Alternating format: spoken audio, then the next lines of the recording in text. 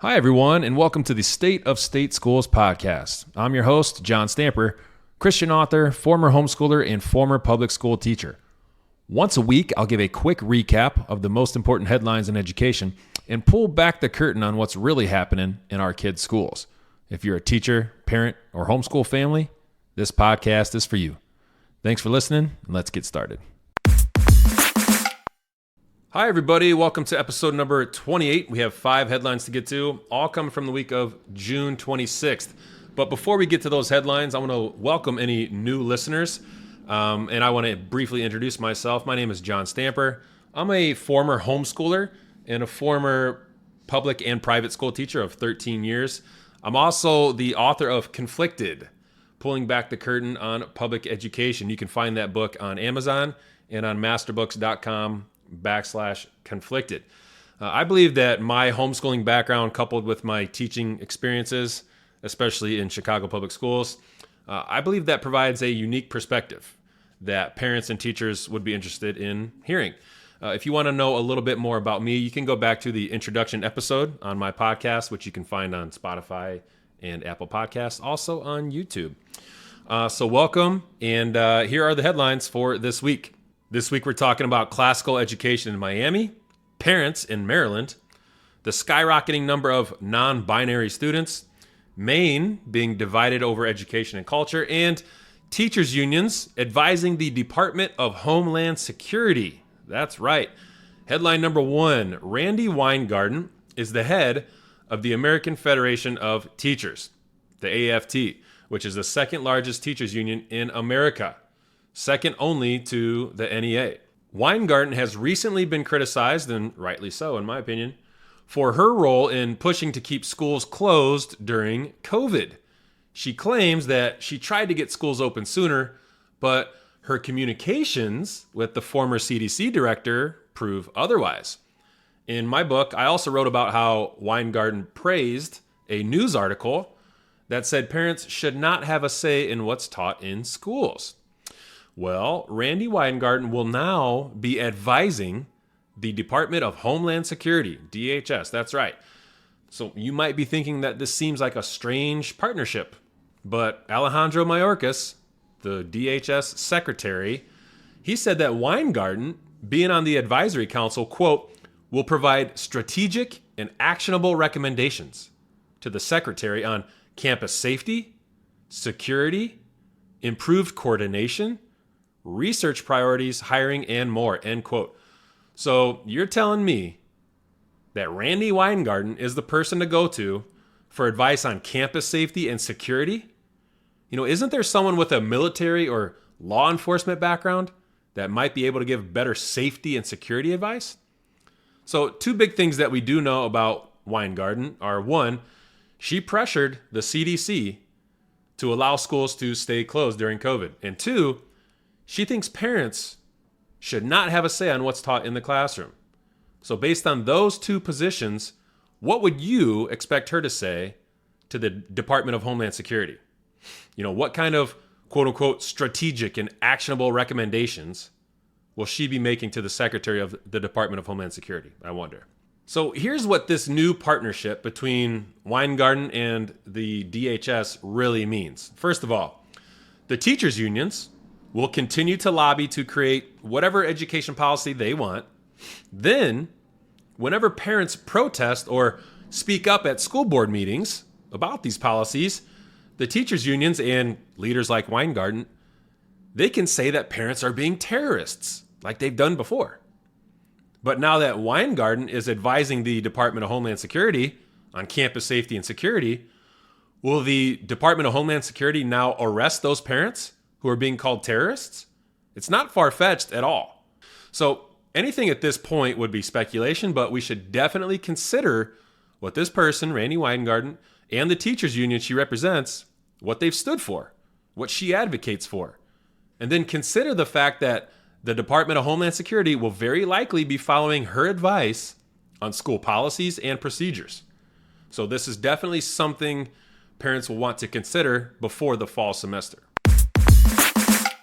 Headline number 2, in Maine, school board elections wrapped up recently.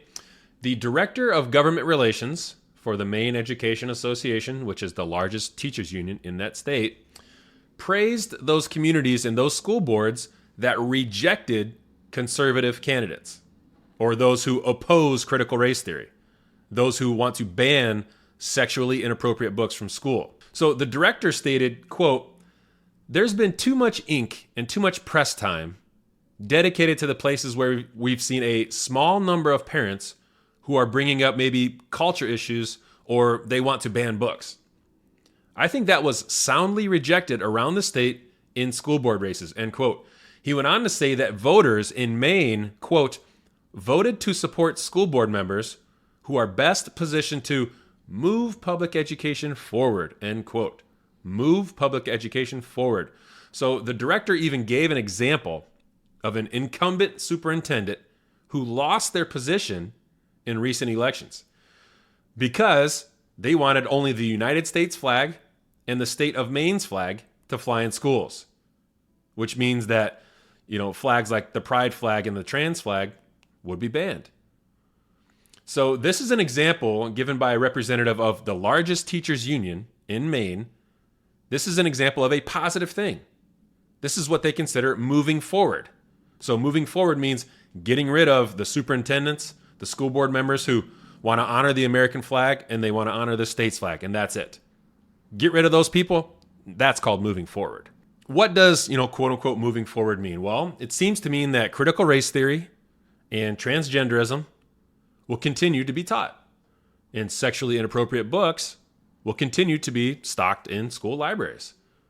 And parents who oppose, they're left behind.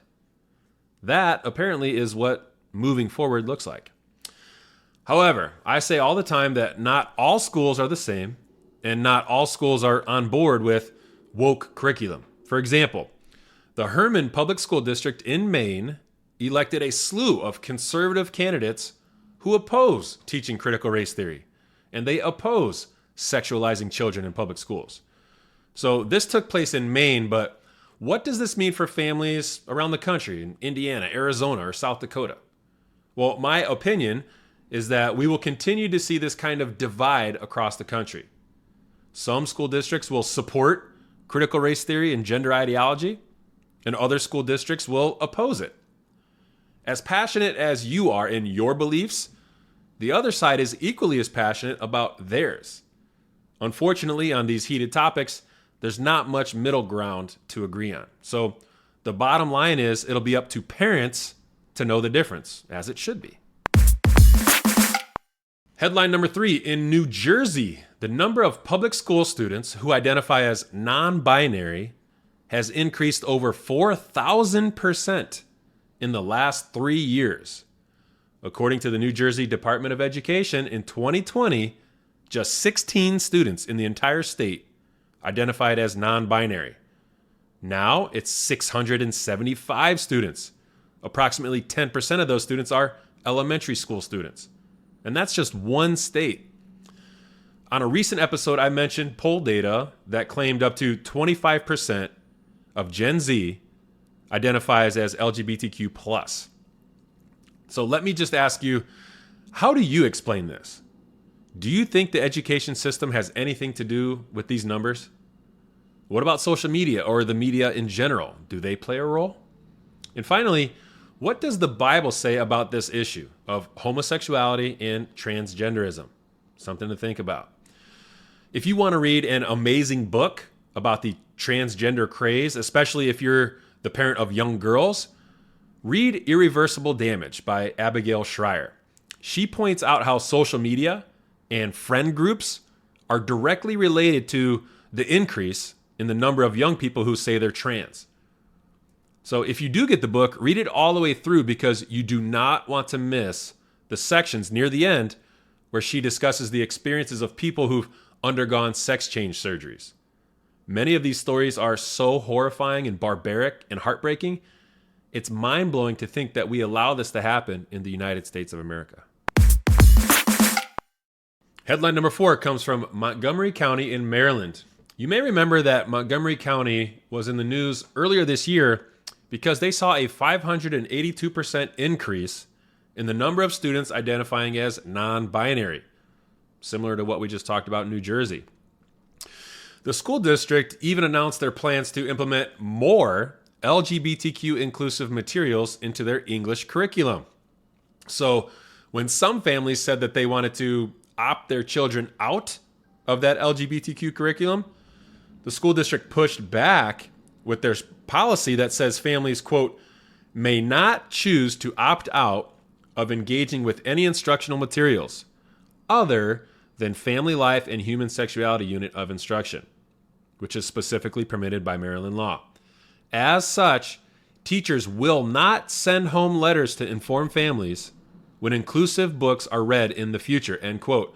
So parents can opt their kids out of the human sexuality unit, but whenever a LGBTQ book is read in class, parents cannot opt their kids out, and they'll not even be told about it. Well, earlier this week, hundreds of Christian and Muslim parents in the community protested outside the offices of Montgomery County Public Schools. They protested for the right to control what their kids are learning in school. So on one side of the protest were parents who wanted the ability to opt their children out of the school's LGBTQ curriculum. On the other side of the protest were parents who say that if you shield a child from sensitive LGBTQ materials, then those children will not be prepared for the real world. So one parent who wanted the ability to opt out said, quote, no one thinks that our kids can turn gay by reading a book. What we're asserting is that children are best learning about these sort of tricky, sticky subjects from their parents. And their parents should have a right to determine how their kids are first introduced to this, end quote. The school is also taking heat for allegedly holding a school board meeting that was invite only and not open to the public. And during that school board meeting, parents spoke out against the sexually inappropriate curriculum by saying, quote, introducing sexual behavior and preference at an early age raises legitimate concerns for us parents. Where's the respect? Or does inclusion and respect only apply to a specific group? End quote. So to sum things up, Montgomery County is the largest school district in the state of Maryland and perhaps the wealthiest. So while this situation may not represent every community across the country, it's a good example of what can easily happen anywhere, where school boards and parents are playing a game of cultural tug-of-war and kids are the rope. Headline number 5, this is a positive one. Florida's largest school district, Miami-Dade County, is considering offering their students a classical education in the near future. It's an idea that's in the early stages, and it wouldn't take place for a year or two if agreed upon, but board members have until October to decide whether or not this would even be feasible.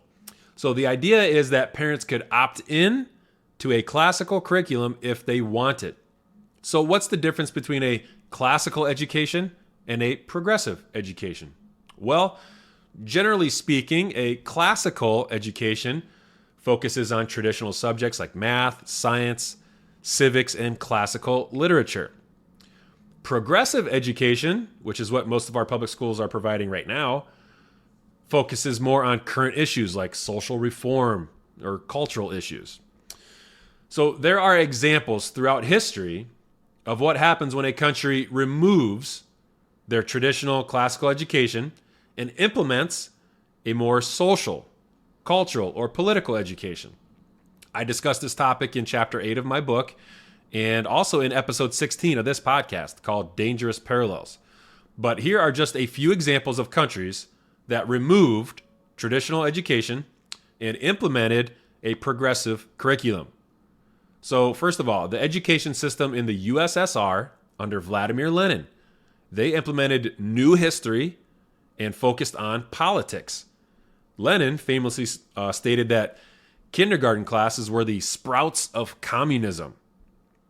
Similarly, the education system in Germany under Hitler focused on new history, sports, and racial science.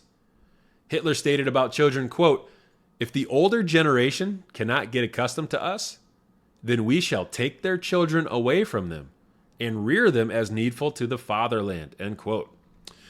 In communist China, Mao shut down schools and colleges during a cultural revolution, and while schools were shut down, he implemented an entirely new curriculum focusing on activism and politics.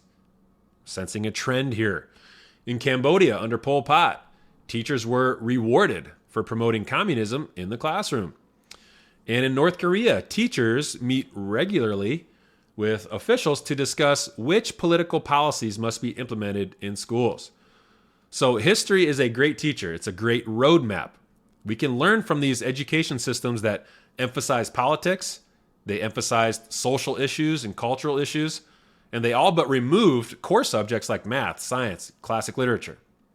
So history shows that when you remove traditional classical education and you implement a new social political education, it's a recipe for disaster. That's why I love to hear about schools in America returning to a classical education, emphasizing the core subjects, emphasizing truth, virtue, beauty, and tradition. Now, whether that's in a public school, a private school, or homeschool, I believe education in this country needs to return to classical education. And that's all I have for you this week. That's the state of state schools. Take care.